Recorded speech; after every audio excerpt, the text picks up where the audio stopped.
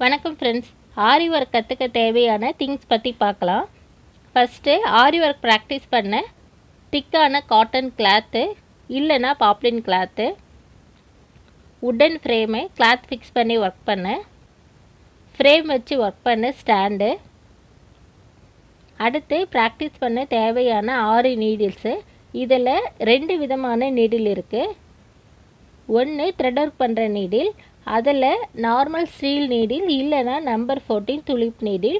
இந்த ரெண்டுமே thread work பண்ண யூஸ் பண்ணுற நீடில். ரெண்டாவது பீட்ஸு சீக்வன்ஸ் ஒர்க் பண்ணுற நீடில், அதில் உடன் நீடில் ஸ்டீல் நீடில்னு 2 நீடில் இருக்குது. அந்த நீடில் முன்னாடி பார்த்திங்கன்னா மெலிசாக இருக்கும். அடுத்து zari thread, silk thread, sugar beads, cube beads இல்லைன்னா cut beads, chain stone, sequins இல்லைன்னா இதை சமிக்கின்னு சொல்லுவாங்க, ரவுண்ட் மிரரு,